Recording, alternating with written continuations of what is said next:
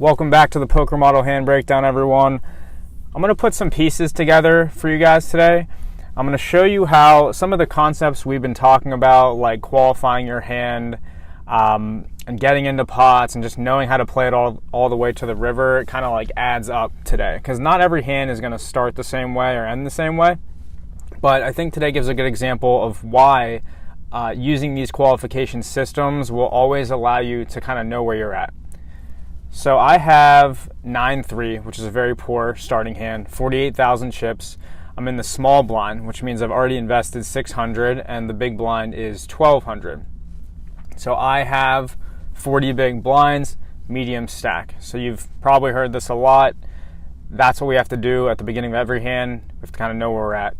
Now, 9-3 is not a great hand, so if anybody chooses to raise here, I'm most likely going to be out. So let's see how the action comes around.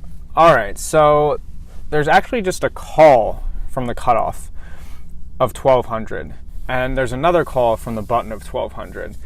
Now, right out of the gate, I'm thinking that, most professionals, most people that are winning poker players will come into pots raising. So when I see just a call from the cutoff, I'm already thinking like, hey, maybe this guy doesn't play that much or doesn't have this understanding. Then there's another call from the button. That's pretty standard. If there's one call in front, he might just be trying to get into the pot cheaply. A lot of players might raise there to take control, but that's pretty standard. And now here I am in the small blind. Now I'd be calling the small blind with any two cards right here. I mean, I'd be raising with the bigger hands, obviously like aces, kings, queens, whatever. But with one call, or if there's calls in front of me instead of raises and I'm in the small blind, I'm going to try to see a cheap flop and see what happens here. Now, if the big blind raises behind me, I'm going to be out, but there's just too much money in the pot and I'm already half invested, so I make this call with 9-3. So the big blind checks, so I get to see my flop, and the flop comes king 9-2. Now, if I had ace 9 and I had come into the pot raising from a different position and it was heads up and I flopped this, I'd have a mediocre hand. I'd be trying to check to get to the river and see what I can do. Just because I have 9-3 from the small blind in this weird pot, it doesn't change that. I still have a pair of nines. I still have second pair, which is a mediocre hand. Just like before, with mediocre hands, we check. We try to get to the river and see if we have the best hand. So I make a check. And there's a check from the big blind. And the original caller, right, he's not a raiser because he didn't come into the pot, but now he's still has that position. He makes a bet of 2,000, and the action's back on me. So when I made that check initially, I knew that if it was going to be in an isolated situation, which we're in right now, pending the big blind behind me, I was going to call one bet. So with my mediocre hand, I'm going to call one bet. I have over 20 big blinds, so I can make this call, and we'll see how it plays out. So the big blind folds, and now we're heads up. I still have second pair. I had a mediocre hand on the flop that did not improve, so I'm going to check.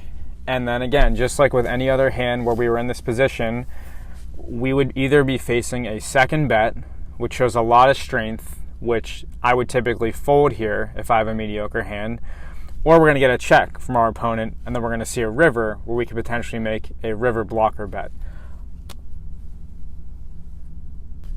So my opponent checks, which is good news. It means that it's less likely he has me beat in that moment. Sure, he could improve, and there is a chance he had me beat, but now I have control of the hand again.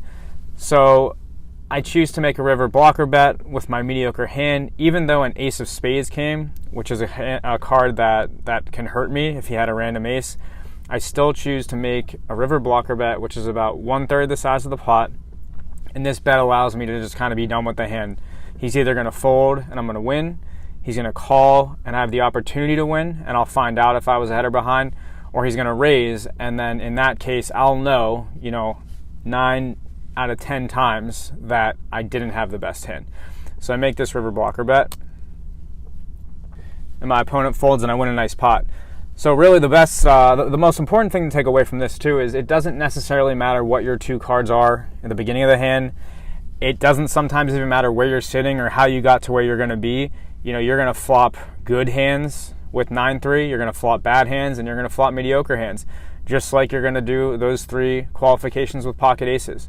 So don't get down on yourself if you're getting dealt a lot of bad hands. Sometimes this situation will be the thing that kind of gets you up and has you doubling up. And don't get overly excited if you're getting good hands, because you're going to see a lot of bad flops that way. So again, thanks for checking us out today.